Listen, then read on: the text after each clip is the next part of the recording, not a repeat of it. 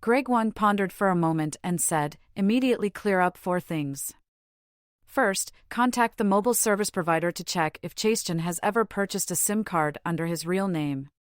Second, check with the housing authority to see if he has purchased a fixed residence, as he needs to do a lot of chemical work for this crime, and renting a place would be unsafe. Third, inquire at the vehicle administration to see if the Mercedes-Benz Chastin bought is registered. Fourth, check all the banks in the city to see if he has opened an account." The next afternoon, all 4 matters were clarified. Chastin had not purchased a SIM card under his real name. The housing authority's computer records did not show any real estate purchased by Chastin. No record of Chastin could be found at the vehicle administration. The only exception was the bank account. Chastin had opened an account at the agricultural bank with more than $200,000 in cash and several $1,000s in it. Of course, this money had already been frozen. More importantly, he withdrew 2,000 yuan from an ATM at an agricultural bank branch in the county on the 2nd day of New Year's Day. This information was extremely important, indicating that the probability of Chastin still being in Jean County was very high. Since the housing authority could not find his housing information, it was currently impossible to know Chastin's current residence, so a manhunt had to be initiated. Greg Wang immediately ordered to apply for arrest procedures. Technicians quickly used highway photos to create a frontal face picture of Chastin, made into a color-printed photo. Accompanied by his ID number, age, physical characteristics, skin color, accent, and photos of the fake-plated Mercedes-Benz he drove, a manhunt document was created. Regarding his height, he must have worn height-increasing shoes when committing the crime, but probably not usually, so let's write 165 centimeters. This task must be completed today and posted throughout the streets and alleys of the entire county. Considering the sensitive nature of the crime motive and the victim in this case, the manhunt document did not specify which case the criminal was wanted for. Also, considering the speculation and impact on the public, the reward amount was only written as 30,000 yuan. It noted that this person was a long-term fugitive, with brutal methods and extremely dangerous. The general public should report to the police immediately upon discovery. Furthermore, Greg Wang requested George Xu to report to the higher authorities and immediately apply for the assistance of the armed police. Starting today, all roads leading out of the county were to be completely blocked, and every vehicle and person would be checked before being allowed to pass. All personnel involved in the checkpoint and search must carefully memorize Chastin's appearance, imprinting it in their minds. Within a 3-kilometer radius centered on the bank branch where Chastin withdrew money, plainclothes officers, police officers, detectives, and special police were arranged to patrol and visit around the clock, leaving no chance for him to escape. Additionally, considering that Chastin might not have violent weapons but could carry chemical poisons, posing a certain danger. Once the target is found, contact should first be made with the County Bureau's command before planning the arrest. At the same time, the wanted document was immediately filed on the public security network, becoming the province's top priority case, including border control checks and contacting the public security in Chastin's hometown to prevent the possibility of him leaving Jean County after withdrawing money on New Year's Day. With arrangements in place, Greg Wang was confident that all aspects of the work had been thoroughly prepared, turning Jean County into a giant iron cage trapping Chastin inside, making it impossible for him to escape. The net was gradually closing in. Did Chastin still have a chance to escape? Over the next few days, Chastin did not find a perfect opportunity to strike at Vincent Fan. In fact, opportunities did arise a few times.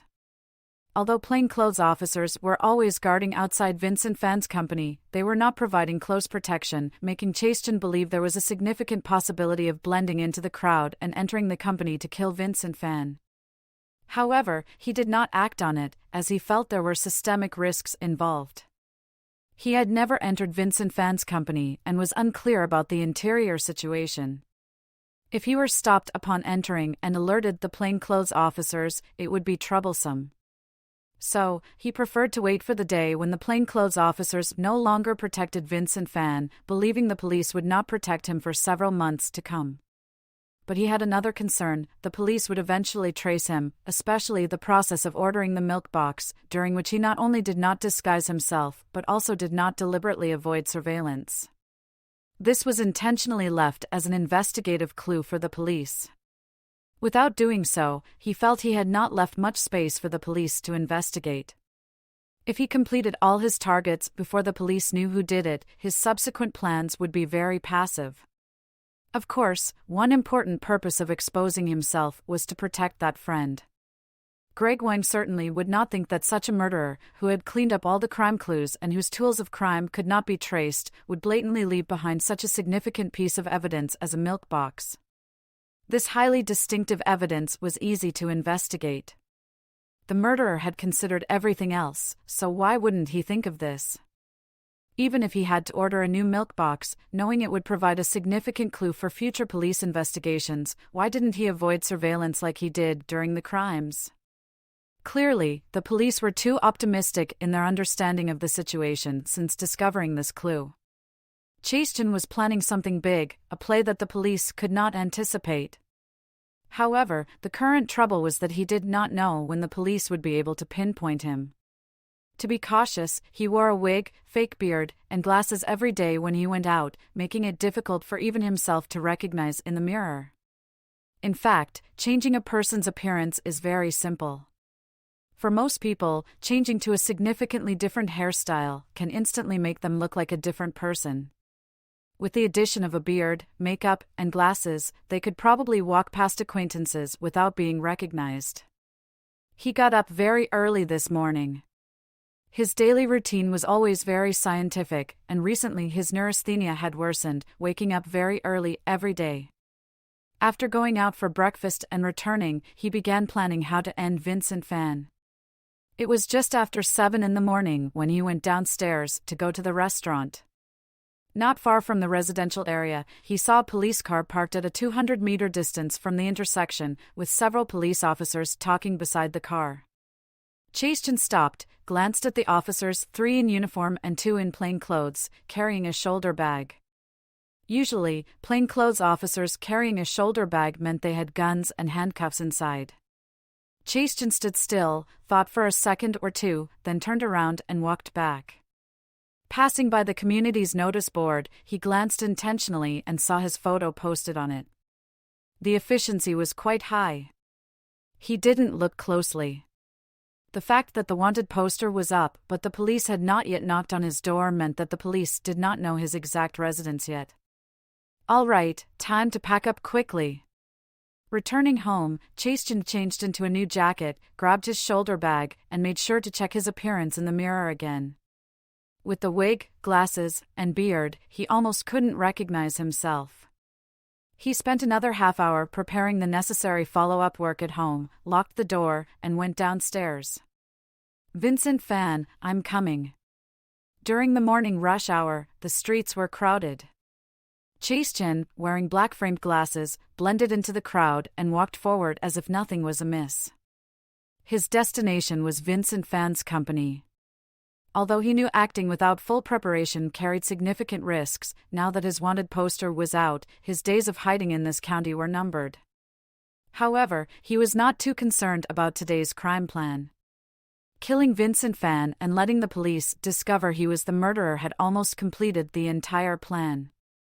If he could successfully kill Vincent Fan today, it would be icing on the cake.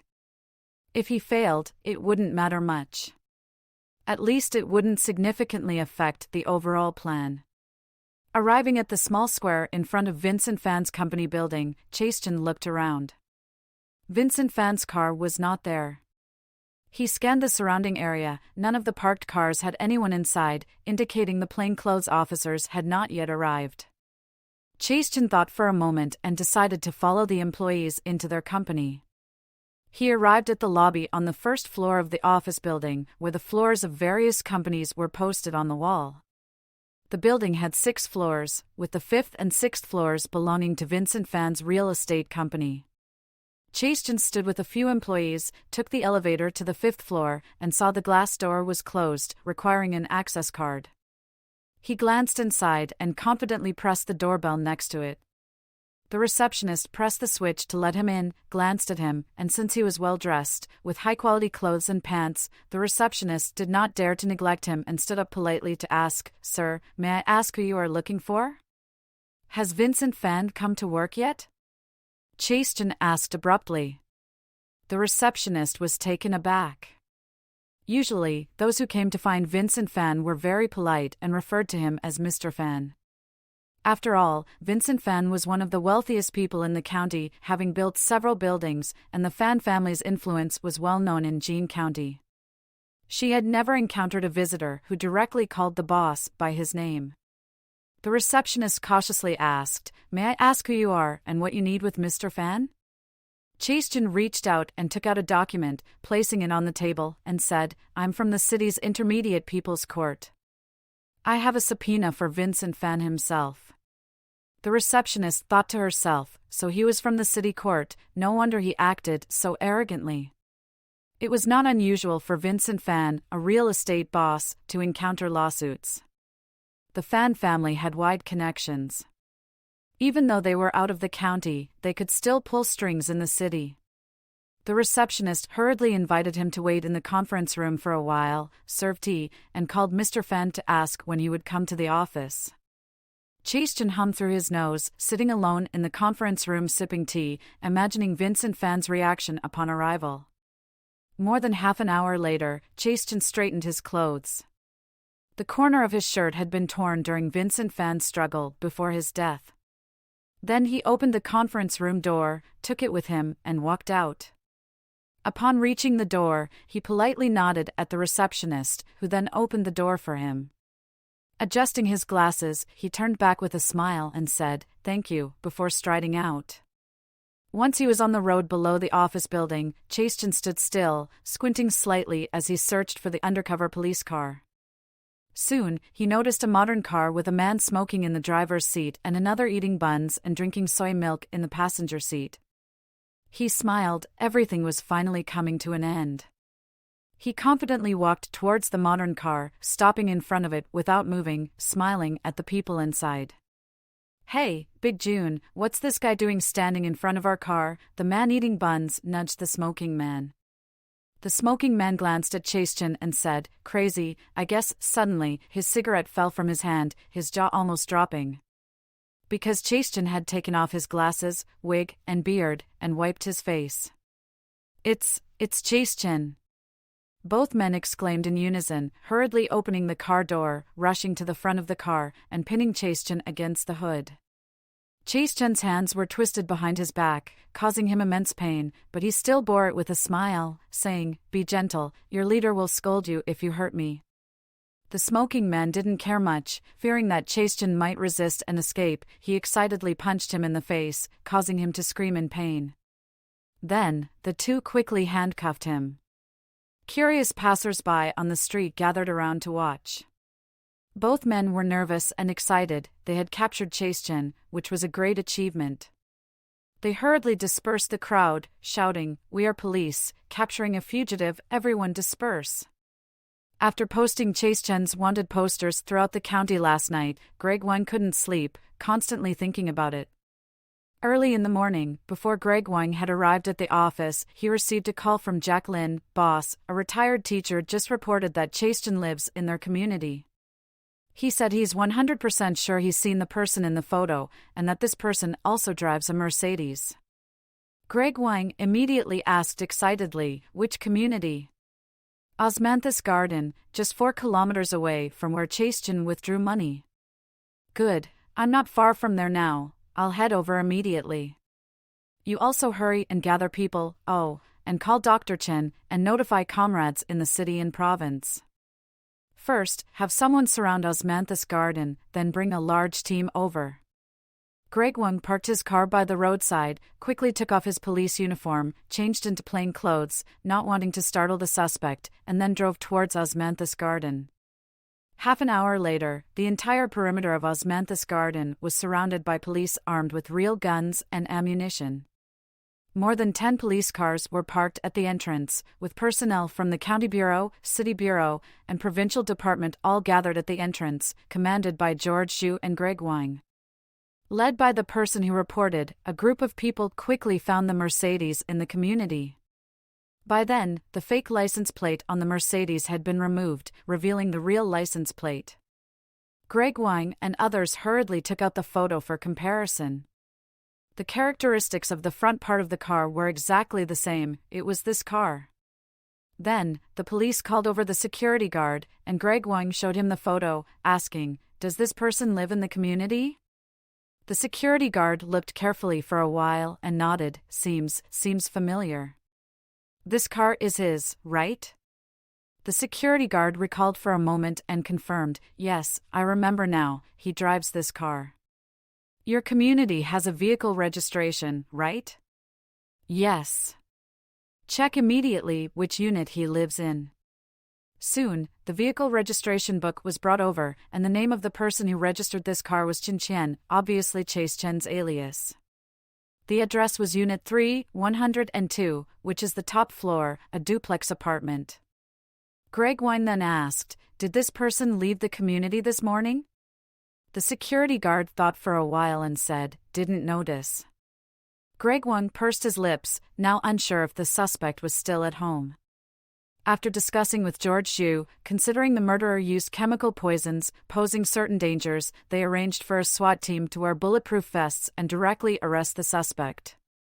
George Xu stayed downstairs to command, while Greg Wang personally joined the operation, put on a bulletproof vest, and followed 5 SWAT officers up the elevator. Upon reaching the 10th floor, the SWAT officers split into pairs, standing on either side of the door, while another officer knocked on the door. Everyone was fully focused, holding their breath. After a moment, there was no response from inside, nor any sound heard. After another round of knocking and calling, the result was the same. Still unable to determine if there was anyone inside, Greg Wang went down to the 9th floor, took out the walkie-talkie to explain the situation to George Xu, and after discussing, they decided to break in directly. Soon, police waiting downstairs brought an impact drill, and the SWAT officers took the drill to the door lock, then 2 of them kicked the door open together, and all the SWAT officers rushed in with their guns drawn. The curtains in the room were drawn, making it a bit dark. Greg Wang squinted slightly to let his eyes adjust to the light inside. Then, he saw a piece of paper on the empty table in the living room. Walking closer, he saw it was written with a ballpoint pen, "Non-professionals do not touch the chemicals in the upstairs bedroom." Below it was signed with 2 big characters, Chase Chen. This. Greg Wang's brain throbbed. Could it be that the guy had already run away? He hadn't had breakfast yet, and now his stomach felt even worse. He pursed his lips and had no choice but to order, "Search." The rooms downstairs were all checked, indeed no one was there. The group then went to the 2nd floor, where thick blackout curtains were used, making the room pitch black, which only heightened everyone's vigilance. Greg Wang pressed the switch, turning on all the lights, and found nothing unusual upstairs, except for the bedroom door that was closed. He signaled to a SWAT officer, who cautiously approached the door, twisted the doorknob, and then quickly pushed it open. Upon opening, a chemical odor common in laboratories wafted out, and the layout of the bedroom was fully exposed. The entire bedroom was large but had no bed, with several large tables placed around, on which various glass vessels were placed, many containing substances, and some miscellaneous items were piled on the floor. But there was no one to be found. Chase Chen had indeed run away.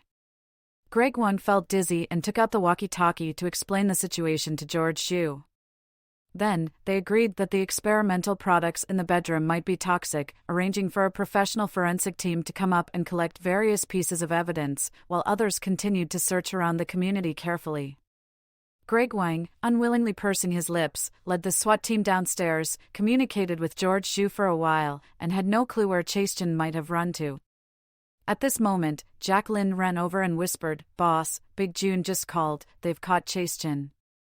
"What? They caught Chase Chen? How could they too catch him?" Greg Wang was very surprised. Jacqueline said, "They said Chase Chen came directly in front of their car and surrendered himself, but what? But Zhang Hongbao has been killed." Bang!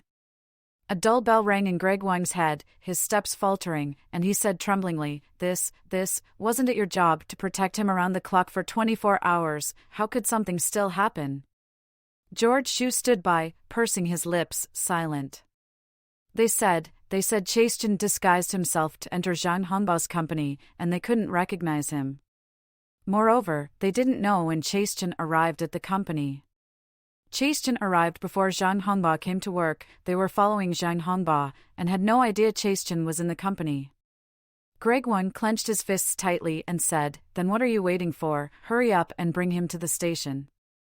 Oh. Jacqueline was about to turn around and leave when George Shu called them both over, whispering, You said Chase-Jin came to the undercover car to surrender himself after killing Zhang Hongbao? Yes, that's right. George Shu thought for a moment and said, The fact that Chase-Jin has been apprehended, do many people know about it? Just happened 2 or 3 minutes ago. Big June immediately called me. George Shu squinted slightly, looked around at the other people, and said, Don't bring him to the station yet. Quickly call Big June and tell them not to tell anyone about Chase-Jin being apprehended. Greg Wang asked puzzledly, Why is that? George Shu frowned and said, The whole city has issued a wanted order, and the target was under our police's 24-hour surveillance, yet he was still killed. In the end, the murderer wasn't caught by us, but surrendered himself. Don't you think this is embarrassing? Greg Wang sighed. No one would have thought that after being wanted by the whole city, Chase-Jin didn't run away but killed another person and then surrendered. George Shu continued, Even if the case is solved, how do you think the leaders will see it? We mobilized armed police and SWAT to capture Chase-Jin, and had someone protect the victim 24 hours a day, but Chase-Jin still killed the person, and in the end, it wasn't us who caught him, but he surrendered himself. So what's the difference between all our hard work and doing nothing? In the end, he would still surrender himself. From investigating this case, to protecting the victim, to capturing the murderer, all our work was in vain. Not only did we not gain any merit, but we also have to bear a significant responsibility. Greg Wang frowned and asked, So what do we do? George Shu closed his eyes for a moment and said, Take your own people and go. Big June was driving in front, with another police officer escorting Chase-Jin, who was handcuffed, sitting in the back seat, with syringes and other crime tools placed beside him.